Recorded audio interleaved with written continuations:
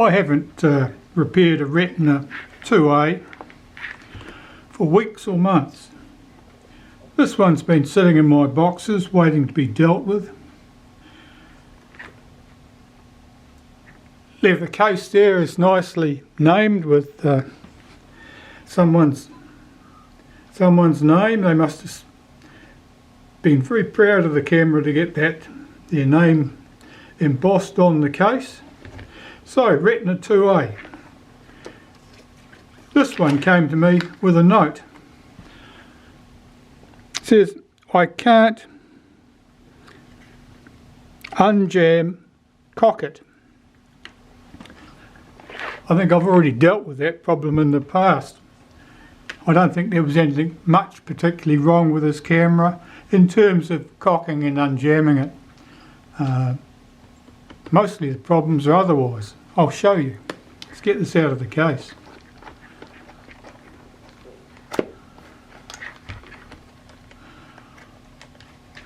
I don't think it was just a frame counter problem, but I do remember it was something simple, something non-controversial, and what didn't take long to sort out.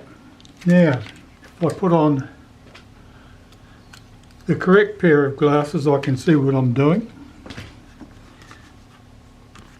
So here's our camera. Retina IIa, not bad condition. There's a huge blob of green crud under here, corrosion, Zeiss bumps, leather's a bit faded, leather on the back, a bit more so. Doesn't have any Zeiss bumps. That's unusual. That's a good sign. Top of the camera, the chrome's quite good. This is one of the cameras where Kodak had started making these with the serial number on the shoe instead of on the top plate. And having done that, they needed to make sure that the camera remained identified fairly permanently. So they attached this shoe with screws from the inside of the top cover. That introduced a whole new set of problems. What tends to happen with screws of any sort is they often come loose. With these, they are very small screws, and so the threads were very easily stressed, and so the screws tended to come loose. And what happened when the screws came loose, of course, there's no way for anybody to tighten them back up again. So the screws would become so loose that they would fall out.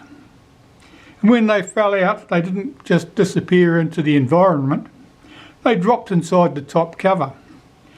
They only had two options at that stage: to find some small opening to get away with through, or fall into the gears on the film advance mechanism. And they're very good at falling into the gears in the film advance mechanism, so that when you swing the film advance lever and it doesn't want to go any further for some strange reason, and you push it a little bit harder, things break. And all caused by Kodak coming up with this clever idea to serial number their cameras by stamping the number or engraving the number in the accessory shoe instead of the camera top plate. Good intentions, but good intentions take you to bad places. Right, so let's have a quick inspect of this camera. We'll open the front. First thing I notice here is that the door is somewhat loose and wobbly. It's floating a bit here, and it hasn't pulled all the way up. This is not locked in position. Now it's popped up into place, and this is now rigid. So there's something wrong here. There's probably some damage to the door, and there's probably some bent. The struts are probably bent in some fashion, slightly bent. Now, how they come to get like that with a camera like this, there's various ways you can do it. Somebody could just grab this and start pushing it in, hoping that that would close the front of the camera without releasing things. Probably more commonly, people just drop the camera this part hits the ground, knocks everything, bends the struts, perhaps does this. Look at the state of this. If I move this door, you'll see that this is lifting out, the pin is lifting out of the front plate here. It's doing it top and bottom. And probably this doesn't fold well. If I do it carefully, it closes well enough. But yeah, you can see that that's just not secure. So there's a problem with the door. Here's another problem here. There's wobble. I'm turning the whole shutter there. That means the shutter's not firmly fixed back to the back plate here, and that would affect the effective timing between the cocking gear that comes through at this point and the curved rack that comes through inside the case. Basically, when you, particularly if you set the 500th of a second speed, there's a great resistance in cocking the shutter. What happens is you swing this, the shutter ends up getting pushed away, and it doesn't move the internal cocking ring and cock the shutter correctly. So you can often get cameras of this type where you can cock the shutter on a 250th of a second, no problem at all. But a 500th of a second, it's hit and miss, or perhaps it never cocks. So we've got two problems there already. Well, three really. I think we've got the door, the struts, and a loose shutter. That's very wobbly. Why would the shutter be loose? Well, one possibility is that the camera's been serviced in the past, and whoever serviced it didn't really have a good tool for tightening the retaining ring on the back of the shutter, and so didn't really do a firm job of getting it tightened up. They might have been using some makeshift method to get that done. What else can we tell? So the focus, it's a bit stiff, but that's quite good for one of these. The aperture settings, they work. No great resistance there. We'll try cocking the shutter.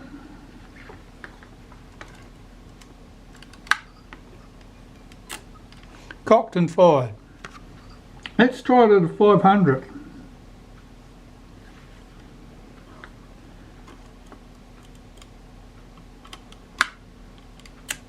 Get cocked and fired too, so that's good. Alright, so the shutter works, the aperture blades move smoothly.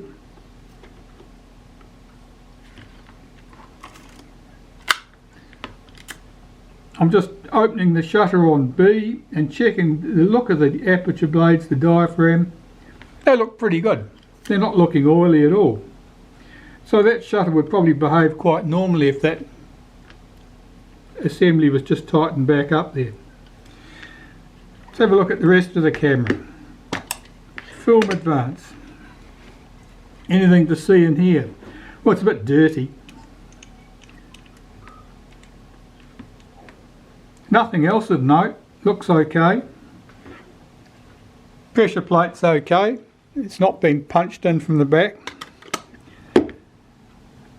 Alright, I think I'll start pulling it apart.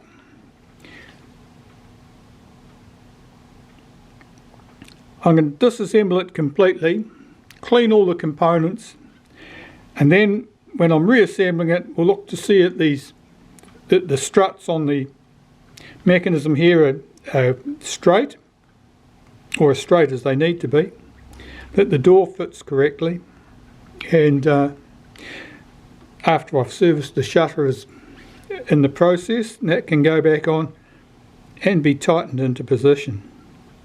So it doesn't do that. So let's start at the top. Something through the fork of the rewind to stop it spinning, and then just unscrew the rewind knob with your fingers. Now, some cameras, this shaft is not screwed in to the knob. That was another thing Kodak experimented with and gave away very quickly. It just passes through it. So you can start loosening this, unscrewing that with your fingers, but the screw doesn't actually come loose. And you'll need to remove it with a tool like this instead. That's a tool I made. You can make that tool in various other ways, and you can get away with a pair of very stiff tweezers if you are very careful. And I say that because these screws are satin chromed brass. They are very easily scratched, and once you scratch them up, there's nothing you can do about it, apart from find a new one, of course, and that's somewhat hard to do. Anyway, there's our rewind knob. I'm going to disassemble that.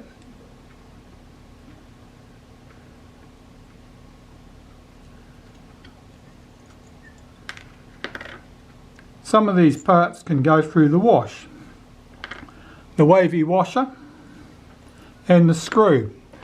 They can go through the cleaning process, and they're going to go in the ultrasonic cleaner. These two pieces will not. They'll be cleaned manually.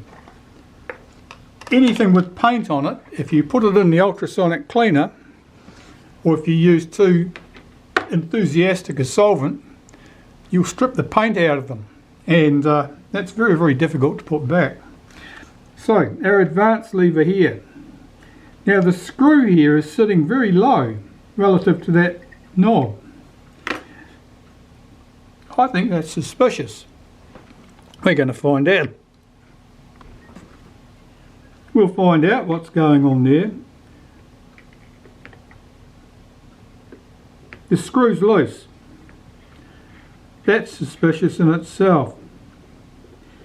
There should be a star-shaped washer under there, and there isn't. So there's a washer missing there, a star-shaped washer, a lock washer which keeps that screw tight. Let's lift the top off this. Wavy washer can go through the cleaner. Here we have our frame counter spring. Now the frame counter spring is broken, it's lost the tip. I've got a solution for that, which I'll show you later.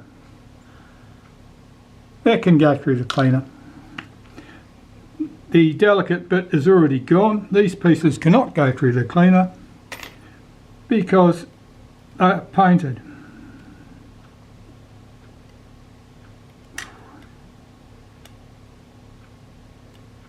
And this ring here with the numbers on it is just stuck with grease.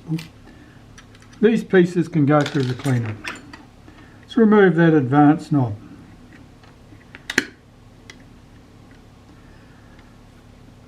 This little catch is very important. That's the end of film catch.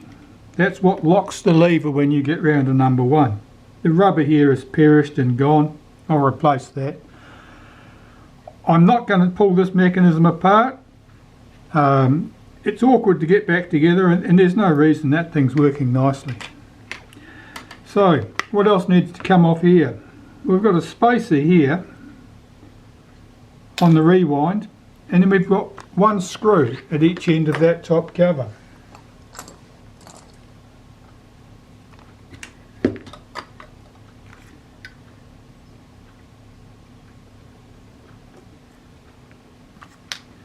The screws can go through the ultrasonic cleaner.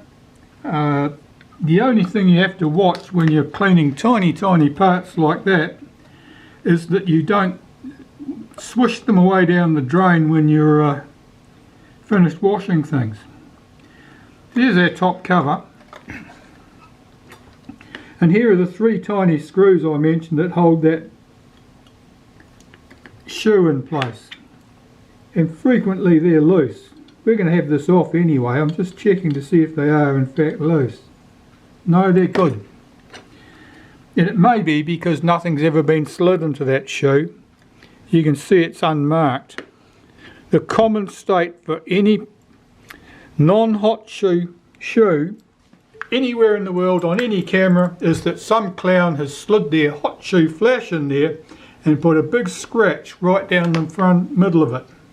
There's no scratch there, so this is a good one.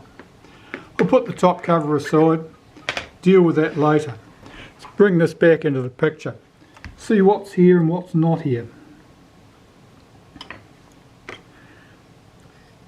Film release button, that can go through the cleaner. I don't typically put the springs through the cleaner. They're too easily lost. The shutter release button can come off the top, and the shutter release button on a Retina IIa camera has this little collar which sits on the top of it, and it's absolutely important. It stops the button from rising up too far, and if the shutter release rises up too far, what happens is it lifts up this far so that guide post is no longer engaged, and it swings around like this, and then the shutter will not depress. It's very annoying. It's a difficult problem to see where it arises, and it always comes down to the fact that this little collar was effectively removed during servicing and got displaced, or someone didn't know where it came from or didn't know where it was supposed to be. An annoying thing altogether. Alright, so one thing to watch with the shutter release. There is often a spacer on the shaft down in here where you can't see, and I can hardly see. Often there's a, see if I can get there so you can see in that space. I don't think I can get you down there.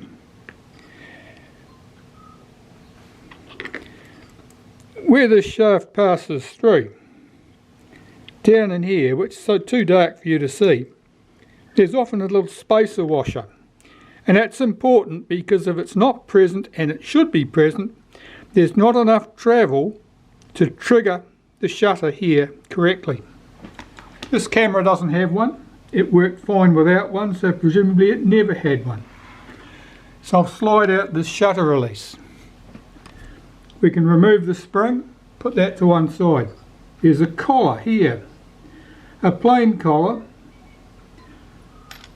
That stops this whole mechanism from being depressed too far. And they probably have that for two reasons. One, because they don't need the mechanism to move any further to trigger the shutter. And secondly, it probably stops heavy-handed people from pushing the shutter release button down so hard that they end up bending something down here at the more delicate end of the release mechanism. Alright, so far so good. The rangefinder. I'm going to remove the rangefinder from the top of the camera. That's held in place with two screws, which are found down these two large holes here. I've got a robust screwdriver which is a good fit for those screws.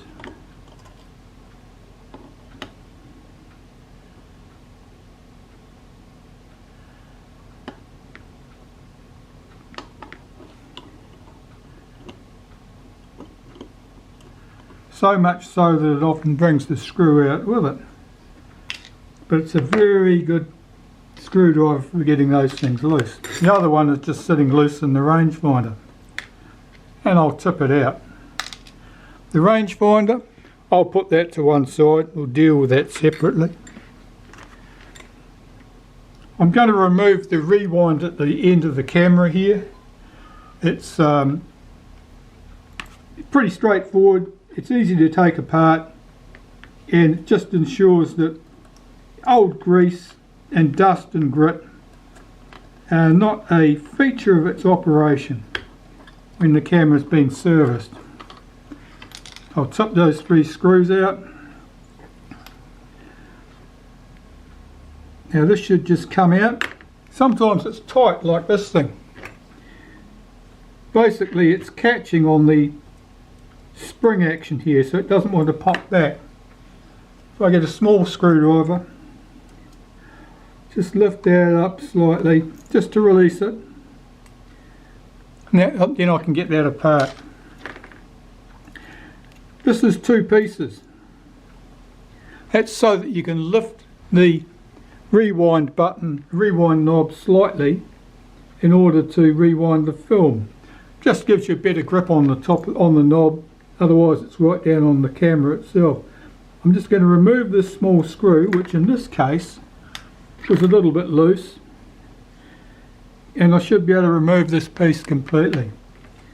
Now this has a little ring, a spring round here, which just stops that screw from travelling any further and stops this from pulling out.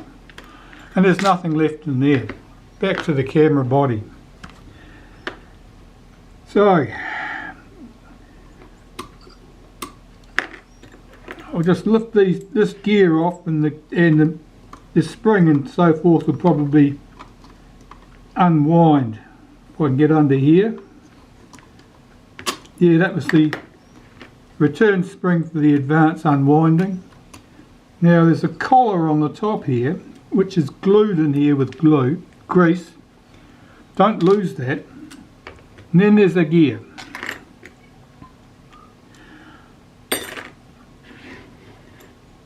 I've got 3 screws I need to remove here.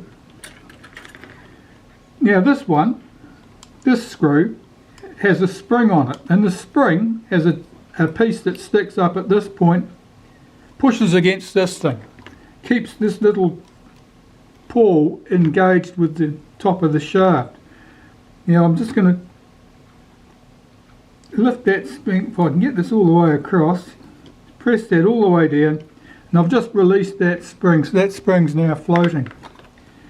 It's not under tension, which means that when I take the screw out, it's not going to want to head to the boundaries. Here's our spring. Put that to one side. It's a funny looking spring. When you look at that spring, you'll think that that's not square, there's something wrong with it, I need to square it up. Don't square it up, it's supposed to look funny. You can get into big trouble with cameras if you start reorganising things so that they suit you in terms of their geometry. They're often meant to be a funny shape. That one certainly is. Right, so there's another screw here. And our 3rd screw, I'll just swing that out of the way. That's our cocking rack. And a cocking rack on a 2A is a very robust thing. They're not prone to failure. And I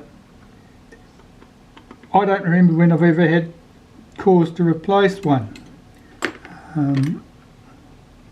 The screw at this end is somewhat mutilated.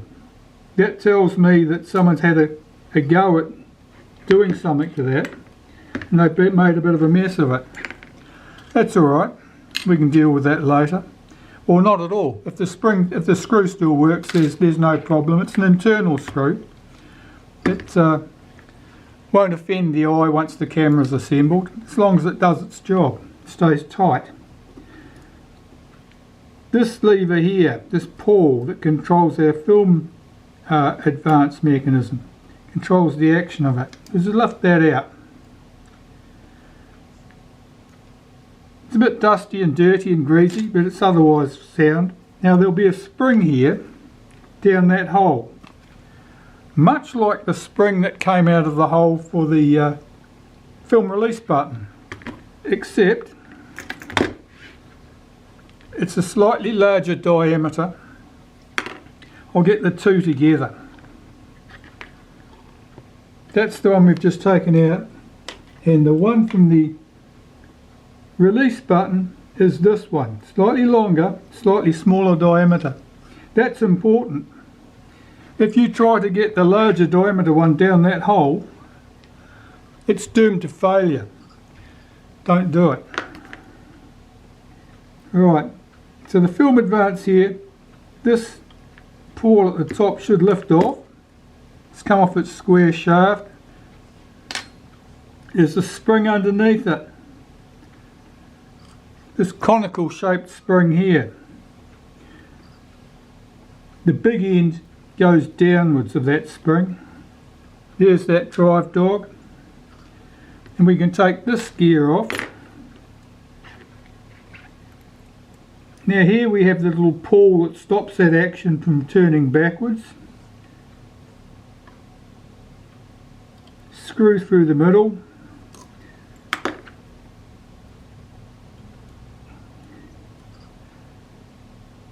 That spring is a bit awkward to get off that screw. There's probably no reason to take it off and clean the screw separately, so just put the screw and its spring to one side. They don't go through the cleaner. There's our pawl. There is the space that goes underneath that pawl. It's just a small ring. Like lots of inconsequential looking pieces in cameras, they're absolutely essential. Don't lose them. They're not just there as a space filler, they serve a purpose. Right, there are 3 screws. Hold the top of this in place. This is the top bush for the film advance shaft.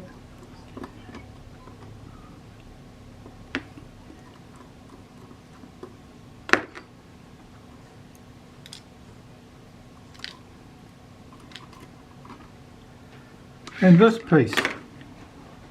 We've got pawls top and bottom. These 2 are on a common shaft. These 2 are on a common shaft. Normally there's no problem with these at all. If someone has forced the film advance when one of those little screws had fallen down and jammed the mechanism up, you may end up with a broken tooth here. I saw a camera recently where these are staked onto a shaft or riveted onto the shaft. I saw one recently, very unusual, where one of these gears or these pinions had come loose on the shaft. So it would wind film when it felt like it, and at other times it just slipped. It was difficult to see and very unexpected. I don't expect to see it again. Now here, I'll just bring this in. I don't know whether you can see that. There's a pile of metal shavings there. It's brass. I don't know where that's come from, but it fell out of this camera. It means that something somewhere has been rubbing and worn out. What have we got left in here? Well, there's the clutch mechanism for our film advance. Let's see if we can get this to lift out. No, it won't. We'll tip it out. This is the clutch. The clutch provides us with a controlled friction so that as the film advance works, the film is timed or driven by the film sprocket, and it moves a certain distance with one stroke of the film advance. The take-up spool has to take the film as it comes out of the cassette, and as it comes out of the cassette and builds up on the take-up spool, the effective diameter of that take-up spool becomes larger. So as it's pulling the film through the camera, it's pulling more, or attempting to pull more film through the camera with each stroke. And that would, if this was just solid, you'd end up with a situation where it might start moving the film smoothly, but it would very soon get to the case where the spool was trying to pull more film than the sprocket wanted to feed, and the sprocket holes would be torn out of the film. And this clutch is here so that it has controlled slip on that take-up spool. So as it builds up more film, the action here turns the same distance each time, but the action here is pulling the right amount through, and then it just slips for the remainder of the film advance stroke. Anyway, let's pull this apart. Here's the spring that acts against the inside of this drum and couples to the top of the centre here, and that's what transmits the action. It provides us with our controlled slippage. That's about all we can deal with from the top of the camera at this stage. Next, what I want to do is flip it over get into the bottom of the camera, I've got to remove the leather.